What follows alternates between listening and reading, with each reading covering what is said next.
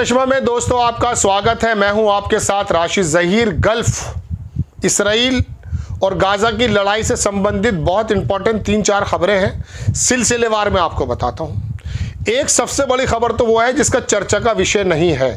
एक फ़ोटो मैं आपकी स्क्रीन पर लगाता हूं। ये 3 वो लोग हैं जिसके अंदर हिजबुल्लाह का जो है सरबरा नसरुल्लाह, और एक है जो हमास का नायब सदर वाइस प्रेसिडेंट, और तीसरा जो आप शक्ल देख रहे हैं ना, ये इसका नाम है नखला, जैद नखला। कौन है ये? ये वो है जो इस्लामिक जिहाद का सर्वे सर्वा है। ये तस्वीर आई है नामालूम जगह से, लोग बताते हैं कि शायद लेबनान से है। मशवरा चल रहा है कि क्या किया जाए, इस चर्चा का विषय है।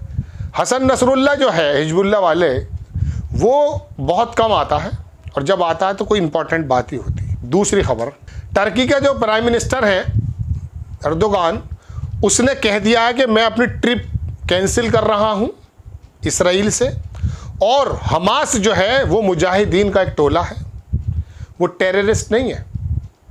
वो अपनी ज़मीन की लड़ाई लड़ रहे हैं, और यूएनओ भी हमास को अभी मानता नहीं है।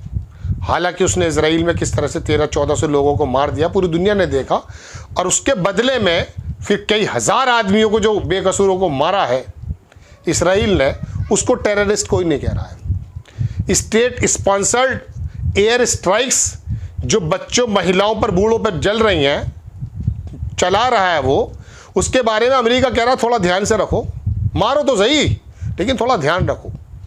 और हैरत की बात यह है कि देश के अंदर और विदेशों के अंदर यूरोप का मीडिया एक ऐसा परपंच चला रहा है, किसी को मालूम ही नहीं है कि दरअसल कहानी क्या है। हमास के बारे में यूएन के जो महासचिव, उसने जो बात कही, 55-56 साल से जो जुल्म सितम कर रहा है इसराइल, वहाँ इतनी सी जगह पर आया था, बढ़ा करके अपने जगह कर लिया है, चीन की तरह विस्तार कर रहा है अपने उसके बारे में किसी की नज़र नहीं है।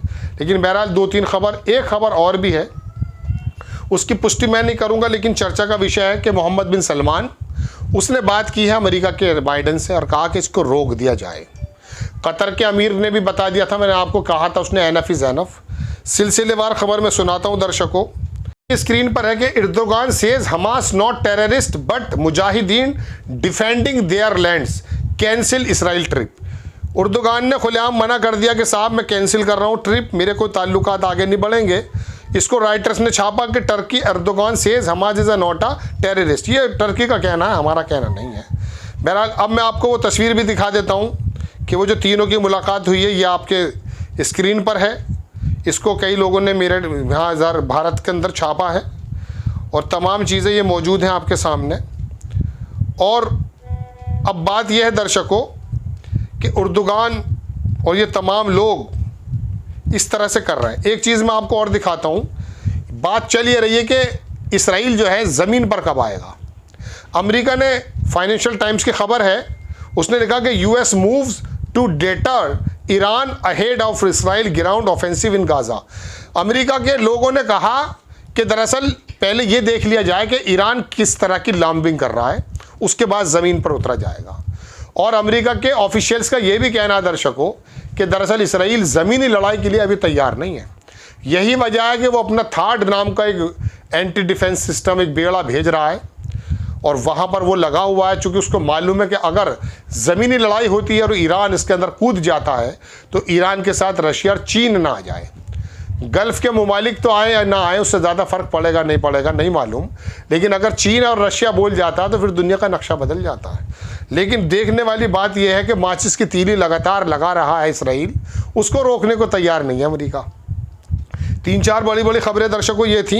एर्दोगान ने बहुत साफ़ सुथरे लफ्ज़ों में कहा, और एर्दोगान का बोलना बड़ी खबर माना जा सकता है, क्योंकि एर्दोगान का मतलब ये है, और सलमान का फ़ोन, कि अब गल्फ़ कंट्रीज़ एक साथ हो सकती हैं। एर्दोगान बोल गया, ईरान बोल गया, और उधर से उसने अगर चीन की लॉन्बिंग कर ली, क्योंकि चीन भी थोड़ा एग्रेसिव है, और वहाँ का मैं आपको बता चुका हूँ, विदेश मंत्री आज के दिन अमेरिका में है चीन के, और जाहिर सी बात है वो वहाँ के विदेश मंत्री से बात करेंगे तो कुछ ना कुछ निकल कर के सामने आएगा। 3-4 बड़े बड़े डेवलपमेंट्स हैं। और रही बात अब गाज़ा की, तो गाज़ा की मैं कल की स्थिति बता रहा हूँ आपको। 24 घंटे में 704 से ज़्यादा लोग मार दिए गए। उससे 24 घंटे में 400 से 500 लगभग 1100-1200 लोग वहाँ मार दिए गए। 6500 लोग मारे जा चुके हैं। उत्तरी गाज़ा लगभग पूरा मिसमार कर दिया है। साउथ में अंदर लेकर आया था, वहाँ पर भी वो बमबारी कर रहा है। वेस्ट बैंक में भी बमबारी कर रहा है, रुकने को तैयार नहीं है। कतर ने भी इसमें नाराज़गी दिखाई है। आपको खबर कैसी लगी अपनी राय कमेंट्स बॉक्स में ज़रूर दीजिए। चैनल को सब्सक्राइब कीजिए, शेयर कीजिए। नेक्स्ट टाइम मैं किसी खबर के साथ आता हूँ। जय हिंद।